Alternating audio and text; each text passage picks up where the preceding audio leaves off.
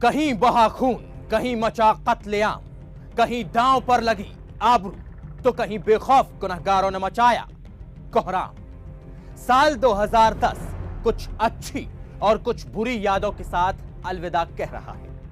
ऐसे में साल 2010 की जो सबसे पहली और सबसे संगीन वारदात पेश आई, उस पर एक नजर डाल लीजिए। टोटल रिकॉल 2010 के काउंटडाउन नंबर 1 पर।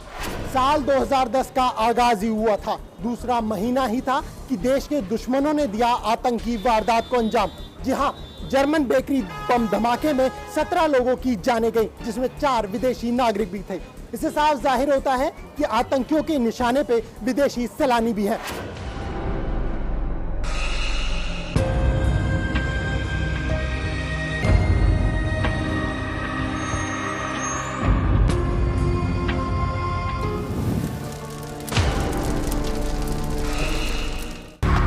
साल 2010 का सबसे पहला आतंकी हमला, पुणे की जर्मन बेकरी पर बम धमाका। लश्कर और मुजाहिदीन का साझा मिशन। हमले में 17 बेगुनाहों को सजाए मौत।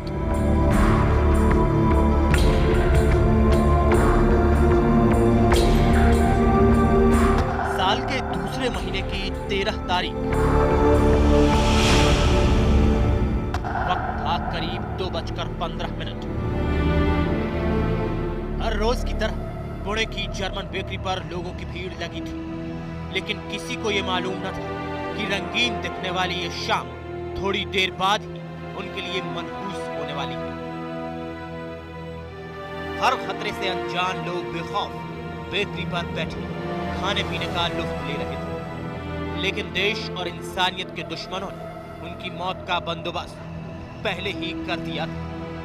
फुल प्रूफ प्लानिंग के तहत दहशतगर्दों ने बेकरी में बम प्लांट कर दिया।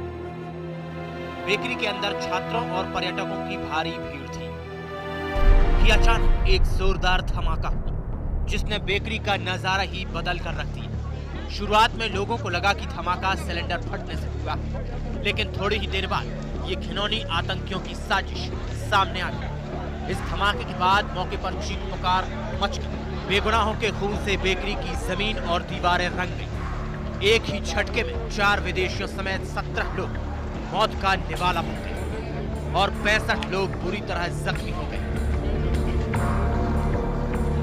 घटना स्थल से जमा किए गए जांच के नमूनों की फॉरेंसिक रिपोर्ट में सामने आई कि आतंकियों ने ज्यादा से ज्यादा खून बहाने के लिए RDX, अमोनियम नाइट्रेट और पेट्रोलियम हाइड्रोकार्बन ऑयल जैसे खतरनाक केमिकल का इस्तेमाल किया था।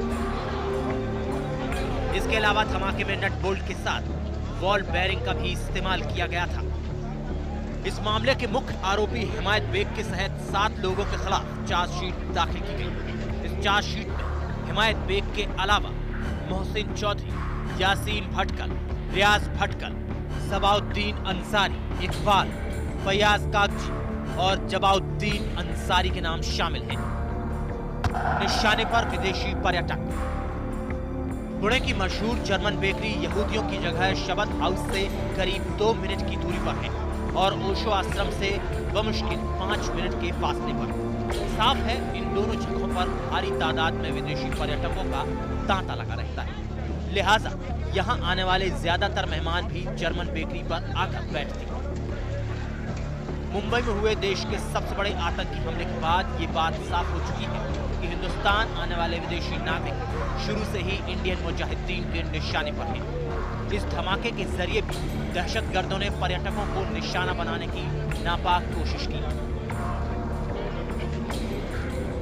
जर्मन बेकरी ब्लास्ट भी आतंकियों की इसी नापाक कोशिश का नतीजा था, जिसमें 13 हिंदुस्तानियों समेत 4 विदेशियों ने जान गंवाई। Report E2Z news. हमने आपको साल 2010 की 10 बड़ी वारदातों से बाखबर कराया। हमारे 5 रिपोर्टर्स आपको अपराध की उन तमाम गलियों में लेकर गए जहां के हर मोड़, हर नुक्कड़ पर बेखौफ गुनहगार नजरें गड़ाए बैठे थे। जो बीत गया उससे सबक लेकर आने वाले कल को सुरक्षित कर लीजिए।